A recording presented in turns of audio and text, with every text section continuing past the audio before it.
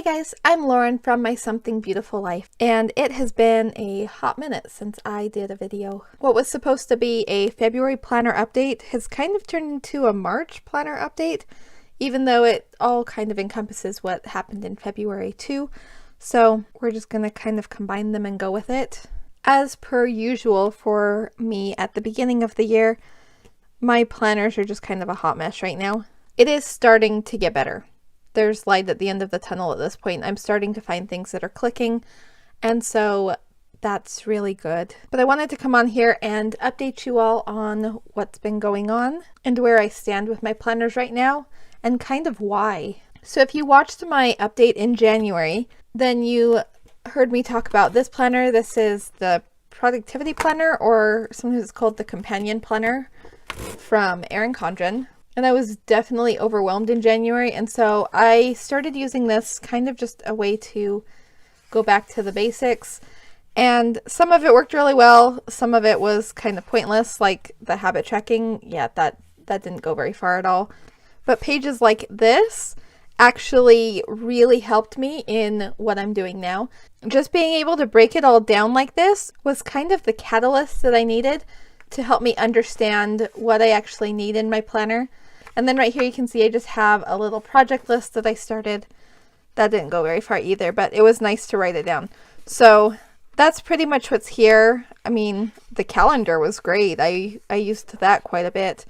And then mostly it was just this list. And right off the bat, one of the things that I learned that was just huge was I actually think I'm trying to divide up areas of my life a little too much. It started off because I was really overwhelmed and I needed it broken down so that I could see what was going on in all of these different areas. But then the more I was thinking about it, the more I was realizing how some of these are just part of like my normal life. So I still split up like my business tasks and things like that. But things like what I wanted to do at home, they would be just fine being in my regular plans. I don't need to divide up like cleaning tasks and my garden and things like that.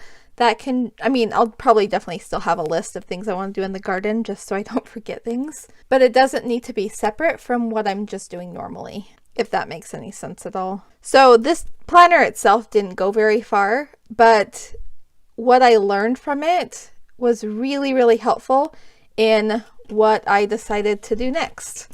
So we're going to move on to that. And that's where this planner comes in. This is also an Erin Condren. It's the A5 Compact Vertical. I've had this for a while. It was actually one of the planners that was sent to me for free from Erin Condren during launch last year. And I've used it on and off for different things.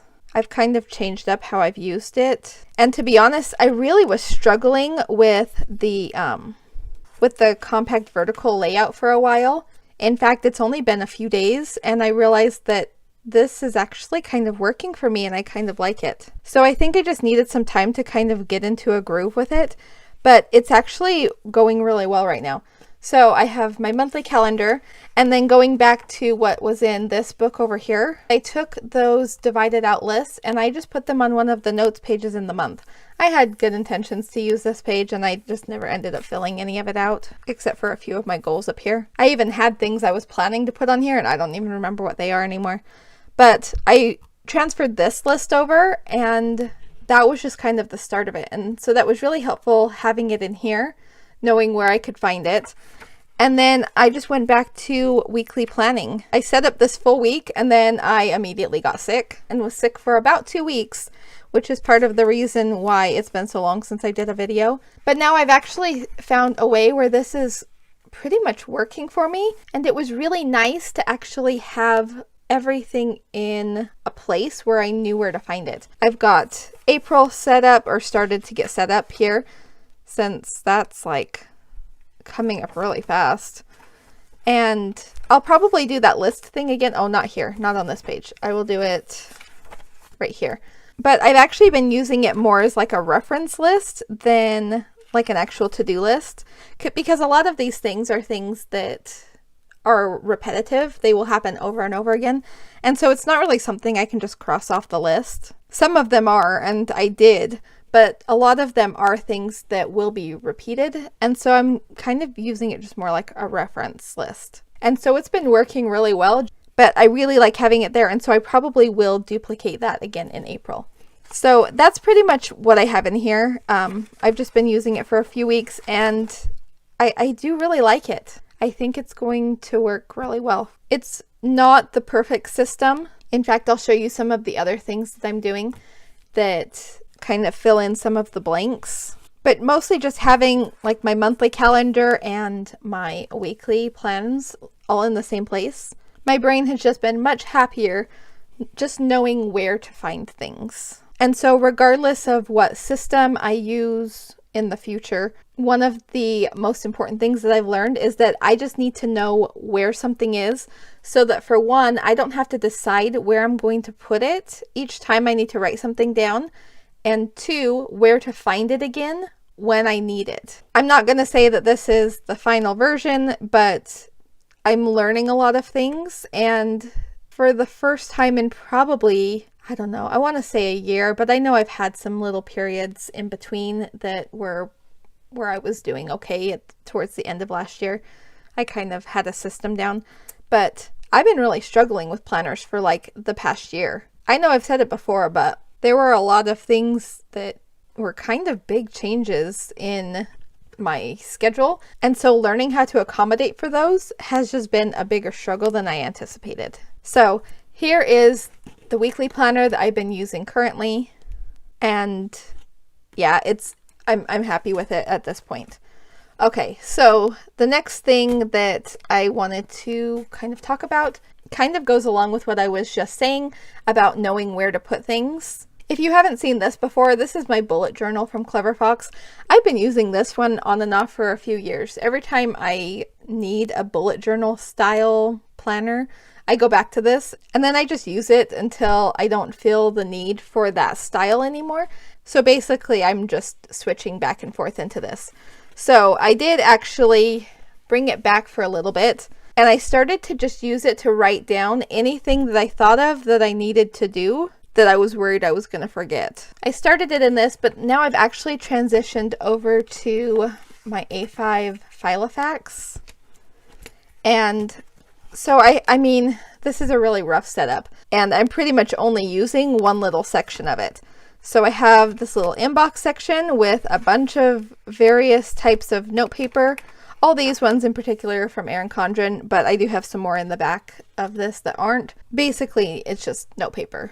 And so this became like my brain dump page, and I've been watching some of the YouTube videos of people who are using the, is it Get Things Done, GTD, that system. And so while I'm not following that system like totally as it stands, I am using the inbox part of it, where things that just pop into my head, I just write them down. Especially while I'm working on another project, I just have this open next to me, and then I don't feel like I need to jump over and work on whatever it was I just thought of, because that's definitely an ADHD thing that I do. No matter what pops into my head, like, I feel like it needs to be done right now.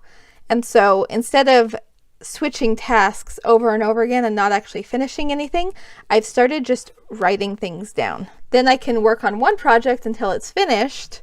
And usually these are just small little tasks that I need to get done.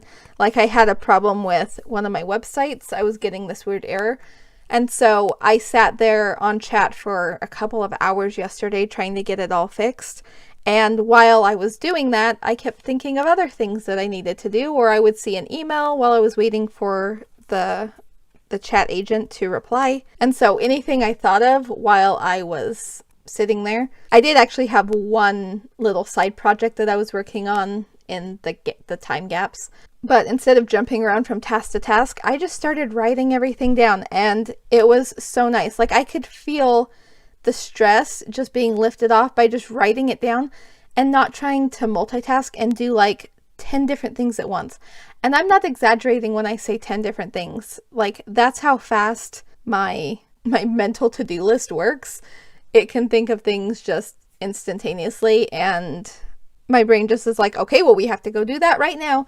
And no, I don't. So I write it down, and it gives my brain permission to not worry about it right then and just chill out and work on the task at hand. That's something I've definitely been trying to work on because it's such a struggle, you guys. Like, that's probably one of my biggest struggles, is just jumping around from task to task and never finishing anything.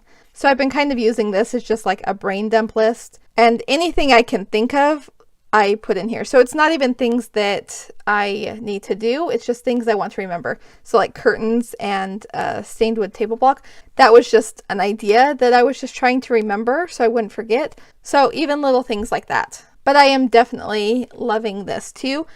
My main thing is that I know I just need to keep it open, because if it's closed, I won't open it to write something down. That's one of the reasons why the bullet journal is actually so easy. It's so uncomplicated to just be able to open it and write something down.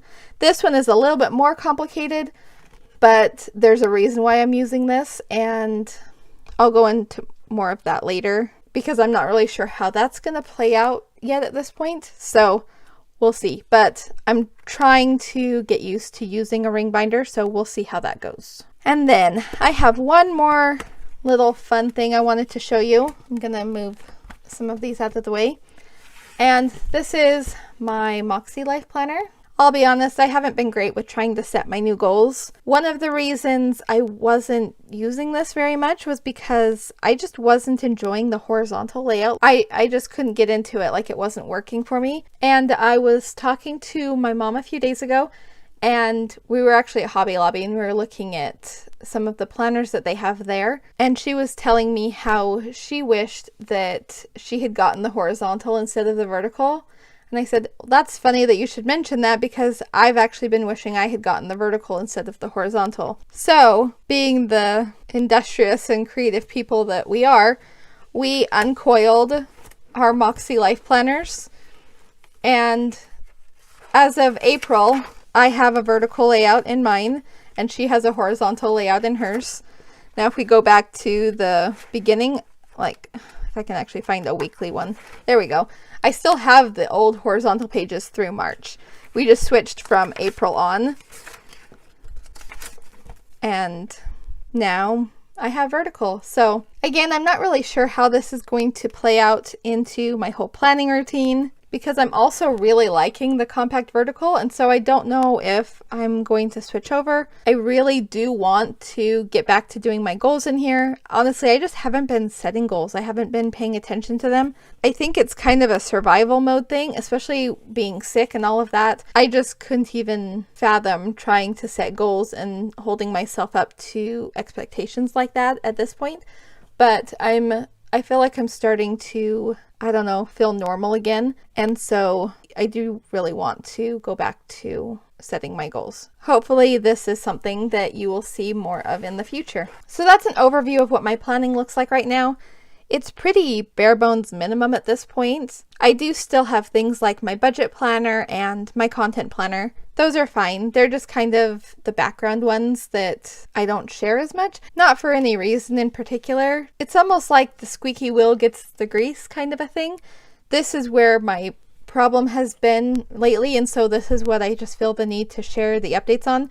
There's not a whole lot of interesting things to tell you about the other two.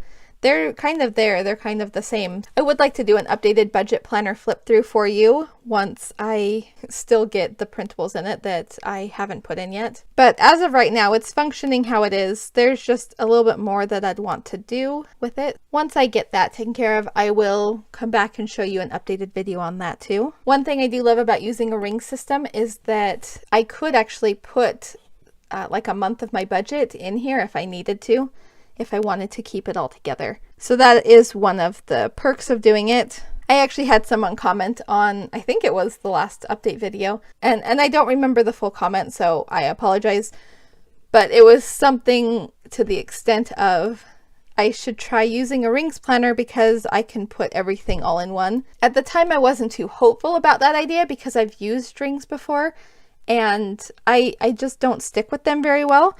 And I'm not sure why, because I love, love, love rings planners. I love setting them up. I love how beautiful they are. To me, ring planners are kind of like the planner. That's what I knew growing up. I mean, everybody had a ring system then. There weren't very many coiled planners that you would see people with at that point. And so there's something about rings planners that are almost nostalgic to me.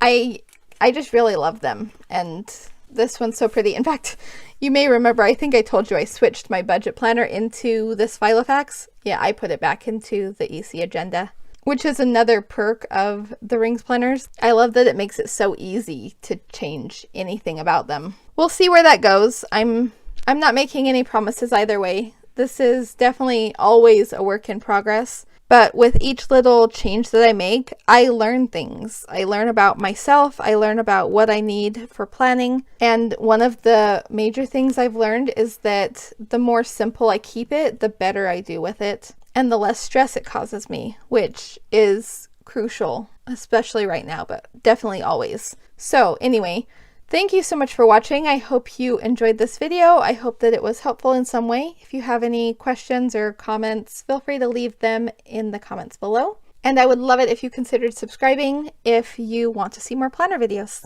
I hope you have a wonderful day. Bye-bye.